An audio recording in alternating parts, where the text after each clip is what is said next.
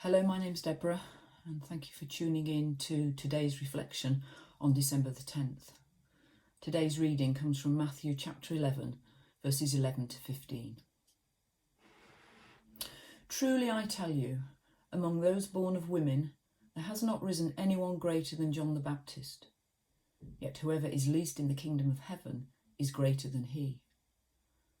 From the days of John the Baptist until now, the kingdom of heaven has been subjected to violence, and violent people have been raiding it. For all the prophets and the law prophesied until John. And if you are willing to accept it, he is the Elijah who was to come. Whoever has ears, let them hear. We're all in the same storm, but we're not all in the same boat. This saying seems to have become associated with the COVID-19 pandemic, and I find it's really helpful because it emphasises that people's experiences of the pandemic are very different. Some people are bored, some people are burnt out, some people are experiencing breakdown, and for some people it has even been a time of blessing. Whatever our own situation, we will certainly have experienced many changes over the past 9 months. One of the many changes for me has been the arrival of an email in my inbox every month from Andy or Hilary with the Benefit Reflections rota. It's a bit like taking the top off Pandora's box. Sometimes when I look at my allocated reading, it's a familiar passage and very quickly some thoughts pop into my head. Other times I read and reread the passage and I haven't a clue what I'm going to say. On first reading, today's was one of those. My normal strategy is to mull the reading over for a few days, looking for inspiration, and then take my random thoughts out on a run with me, where I can often clear my head. In this reading, the phrase that kept coming back to me was, "Whoever has ears, let them hear." My thoughts turned to prayer and how we listen to God. My own prayer life has changed quite a lot over the past 9 months, as retirement and lockdown had given me more time. I've adopted new habits and new disciplines and have found some of these really helpful. But what struck me was that despite all my good intentions and all the excellent resources I have available to me, I seem to be doing all the talking. I've got lists of prayer topics for each day. I've got different forms of service for morning and evening prayer. I've got a Spotify playlist of Christian music, and of course I've got the daily reflections to use.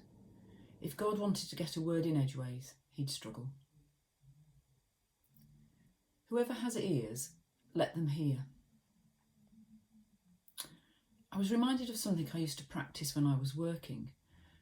I was a general manager in the health service, and it was considered good management practice to regularly walk your patch. In my case, to get out onto the wards and departments, to meet staff and patients, to understand what issues they had and if they needed any support from me. I used to have a sign on the wall in my office which said, "Big eyes, big ears, little mouth." It was a reminder to me that the purpose of the walkabouts was more about looking and listening rather than me speaking. And it struck me that I needed to bring the big eyes, big ears, little mouth practice into my prayer life. I need to be more gentle with God, lean into him a bit more, tune into him, just in case there's anything he wants to whisper in my ear. So I decided that I ought to change a few things. I'm sure many of us will have had encounters with God in the beauty of the natural world, on a mountain, by the sea, watching the sun rise or sunset, in quiet moments when God breaks through in all his awesomeness and our doubts disappear and our faith is restored. But during lockdown in November, there was no point kidding myself that there would be too many of those mountaintop moments. Whoever has ears, let them hear. I decided to go on a prayer walk around the village. No prayer agenda, no list, no set route, no phone, no music, but with big eyes, big ears, little mouth. And I tried to be open to what God was prompting through the sounds I heard and the things I noticed. And as well as the obvious prompts from the village landmarks, the school, the doctor's surgery, the churches. There were other more subtle prompts from road signs, from house names, from children's voices, and the signs of autumn everywhere. I went out in the morning before breakfast and was out for only about half an hour. It didn't feel as though I had bombarded God with a long list of my needs and concerns, but more that we'd walked together and in the space and quietness shared something. It had been peaceful and uplifting. I recognise that a prayer walk isn't possible for everybody, but I think there are other ways of doing something similar.